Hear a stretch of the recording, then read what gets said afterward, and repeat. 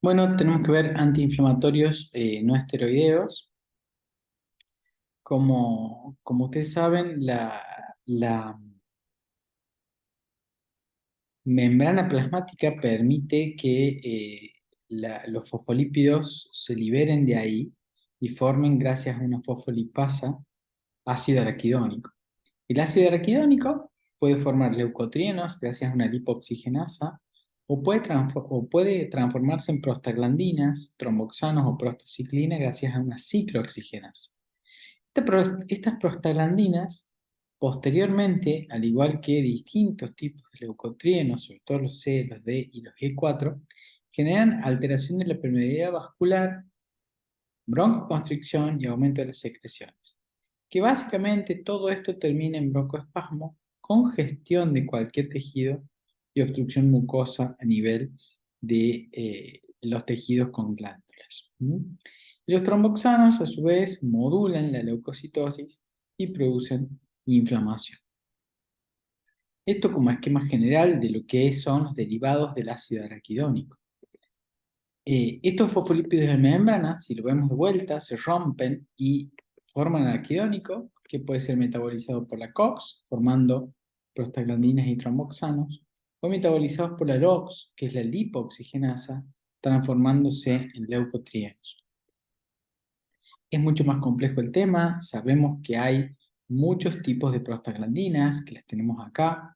La ciclooxigenasa permite la síntesis inicialmente de prostaglandina G2, ¿sí? Posteriormente esa prostaglandina G2 puede pasar a distintos tipos de compuestos, como por ejemplo tromboxano A2, entre otros, y las distintas prostaglandinas como la prostaglandina E2, F2, I2. La I2, acuérdense que es la prostaciclina, y vimos que el tromboxano y la prostaciclina tienen acciones totalmente opuestas. Pero básicamente todas las prostaglandinas, la mayoría de las prostaglandinas, perdón, tienen un efecto vasodilatador y un efecto aumentador de la permeabilidad vascular, lo cual genera inflamación. Las ciclooxigenasas, tenemos la COX-1, que es constitutiva. ¿Qué quiere decir que es constitutiva? Que está siempre y funciona siempre a nivel gastrointestinal, a nivel renal, a nivel de las plaquetas y a nivel del endotelio. A nivel gastrointestinal, en el estómago, sobre todo, aumenta la secreción de moco, de bicarbonato y aumenta el pH. Por lo tanto, promueve la protección del estómago contra el ácido gástrico. A nivel renal, produce vasodilatación y aumento del filtrado glomerular, por esa vasodilatación, sobre todo la arteriola aferente. A nivel de las plaquetas, el tromboxano genera agregación plaquetaria y a nivel del endotelio, gracias a la prostaciclina, genera vasodilatación y la prostaglandina y el tromboxano les he dicho que tienen efectos totalmente opuestos y uno produce antiagregación plaquetaria, que es la prostaciclina, y el otro agregación plaquetaria, que es el tromboxano. La COX-2 puede ser constitutiva, o sea que hay parte de COX-2 que está siempre funcionando, que básicamente genera prostaglandina I2 y antiagregación plaquetaria, que o sea, genera vasodilatación e inhibición de la agregación plaquetaria. Esa es la función de la COX-2 constitutiva. Y por otro lado está la COX-2 inducible, que esta COX-2 inducible es justamente la que va a generar la síntesis de prostaglandinas encargadas de generar dolor, calor, rubor y tumor, que es la tétrada de Celso, y esto es inflamación. ¿Mm? Por último, tenemos la COX-3, que es constitutiva y está en el sistema nervioso central y tiene distintos efectos. ¿Cuáles son las acciones normales de las prostaglandinas? Son varias. En general producen vasodilatación, sobre todo a nivel renal. Como les he dicho, aumentan el pH del estómago, aumentan la secreción de moco y bicarbonato en el estómago y suelen mantener durante la vida fetal el ductus abierto, que es muy necesario durante esa etapa para que el bebé tenga buena circulación. Cuando uno plantea inhibir la COX para disminuir la inflamación, uno puede lograr una analgesia moderada si uno lo compara con los opiáceos, que los opiáceos, acuérdense que no tienen techo como analgésico y el techo lo ponen las reacciones adversas. Estos fármacos sí tienen un techo terapéutico y tienen acciones sobre todo antiinflamatorias, antitérmicas o antipiréticas, o que bajan la temperatura corporal, y antiagregantes plaquetarios. En el medio de la acción antiinflamatoria y acción antitérmica es muy importante saber que eso genera también analgesia, y la analgesia es la disminución del dolor. ¿Para qué usamos estos fármacos antiinflamatorios no esteroideos que inhiben la síntesis de prostaglandinas? Para un montón de condiciones donde el síntoma sea o la inflamación, porque son antiinflamatorios, o el dolor, porque son analgésicos, o la fiebre, porque son antitérmicos o antipiréticos. Entre otras condiciones para el dolor y para la inflamación, artralgias y mialgias, dolores de cabeza, dolor en la menstruación, otitis, que es muy dolorosa, anexitis, abscesos y flemones, infecciones con gran componente inflamatorio, traumatismos leves a moderados. Cuando los traumatismos son severos, ya solemos requerir opiáceos, dolor en el postoperatorio de cualquier tipo de cirugía o cólicos, entre otros. Estas son las clasificaciones por grupo químico que yo no le doy mucha importancia, pero sí por selectividad de la COX. ¿Por qué? Porque se piensa, y ya vamos a discutirlo, que mientras más inhibamos la COX-2, si uno se vuelve a este cuadro, yo lo que quiero es inhibir esto nada más. El resto de las cosas las quiero conservar. Lo que yo quiero inhibir es solamente esto, que esto no funcione. Y esto debería tratar de conservarlo. Esto lo quiero conservar, esto lo quiero conservar sí o sí. Para esto yo debería inhibir solamente esta parte. Pasa que no puedo inhibir solo esta parte. Puedo inhibir la COX-2. E inhibir la COX-2 implica inhibir la constitutiva e implica inhibir la inducible. Por lo tanto, esto me va a llevar a efectos adversos sobre la falta de prostaglandina I2 y la falta de inhibición de la agregación plaquetaria y la falta de vasodilatación que me produce la prostaglandina I2. O sea que esto me va a generar vasoconstricción y agregación plaquetaria, y ya vamos a ver por qué son problemáticos estos efectos. Entonces uno los clasifica como de acuerdo a la inhibición de la COX. ¿Quiénes son los más selectivos para inhibir la COX? Claramente todos los COXIBs. Celecoxib, valdecoxib, rofecoxib, etoricoxib y lumirecoxib. Hoy por hoy tenemos algunos fármacos que no son COXIBs, pero que inhiben muy bien la COX-2, sobre todo el meloxicam, ¿sí? Y si bien en este cuadro dice el diclofenac, que lo conocen todos, el diclofenac no es tan selectivo COX-2. O sea que esto no lo consideren así, ¿sí? Otros fármacos que inhiben parcialmente la COX-1 y la COX-2 son, por ejemplo, el ibuprofeno, por ejemplo, el diclofenac. El diclofenac está más cerca de esta parte, ¿sí? Y fármacos que no son no selectivos son, por ejemplo, el ketorolac, la indometacina, ¿sí? La aspirina. Esta es la aspirina, que se llama ácido acetil salicílico, inhiben más la COX-1 que la COX-2. Esto es para que tengan en cuenta. Fíjense, los COX-2 son el etodolac, el meloxicam y los COXIBs, y un poco más la COX-1 son la aspirina, el ketorolac, etc. El ibuprofeno, entre otros. ¿Cuáles son las reacciones adversas? Bueno, si yo sé la fisiología normal de las prostaglandinas, las reacciones adversas son fáciles. Gastrointestinales, obviamente que si la COX-1 me genera secreción de moco y bicarbonato, la falta de COX-1 me va a producir disminución de moco, disminución de bicarbonato, disminución del pH, acidez gástrica, y me predispone a gastritis y a úlceras pépticas. Esa es la reacción adversa más importante y la más frecuente de todos los años. Es mucho más frecuente, por una cuestión lógica de lo que acabamos de ver, con fármacos que inhiban más la COX-1 que la COX-2. Reacciones adversas cardiovasculares, si yo inhibo la vasodilatación mediada por prostaglandinas, el primer efecto que voy a tener va a ser la hipertensión arterial. Todos los AINES producen hipertensión arterial y además los inhibidores selectivos de la COX-2 inhiben la síntesis de prostaciclina, que es un antiagregante y un vasodilatador. Y eso genera accidentes cerebrovasculares, infartos de miocardio, y de hecho no está recomendado su uso a largo plazo por la gran incidencia de estos eventos que llevan incluso a la muerte.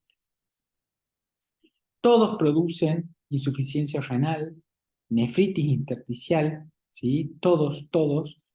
Obviamente que es mucho más frecuente con los inhibidores que inhiben más a la COX-1, pero todos lo pueden producir. Todos pueden producir alergias y algunos pueden producir reacciones adversas hematológicas que ya vamos a ver cuáles son. Para que se den una idea, la cantidad de reacciones adversas que tienen los AINES, uno puede repasar este cuadro, ¿sí? Donde a nivel gastrointestinal tiene un montón de reacciones adversas, a nivel plaquetario también, a nivel renal lo mismo, cardiovascular, neurológico, etc. Reacciones adversas a nivel hepático son bastante infrecuentes, excepto con un fármaco que ya vamos a ver cuál es. Fíjense, los salicilatos es básicamente la aspirina o el ácido acetilsalicílico. El efecto antiagregante se logra con una dosis de 75 a 325 miligramos. El efecto analgésico de 500 miligramos en adelante. El efecto antiinflamatorio necesito 6 gramos o más para generar antiinflamación. Y después de eso son todas reacciones adversas. Y de hecho hay un problema grave porque esto genera acidosis generando acidosis metabólica cuando la dosis es muy grande, y puede generar hiperventilación y alcalosis respiratoria porque tengo que compensar esa acidosis metabólica. Mientras más dosis doy, empieza la fiebre, empieza el shock, el coma, la insuficiencia renal y obviamente la muerte. El paracetamol es un fármaco especial porque es analgésico, sí, antitérmico, sí, pero no es antiinflamatorio. Y es importante tener en cuenta esto porque se tiene que usar para el dolor, sí, se tiene que usar para la fiebre, sí, pero no se tiene que usar para estados inflamatorios. No tiene efecto antiinflamatorio. Es el más utilizado.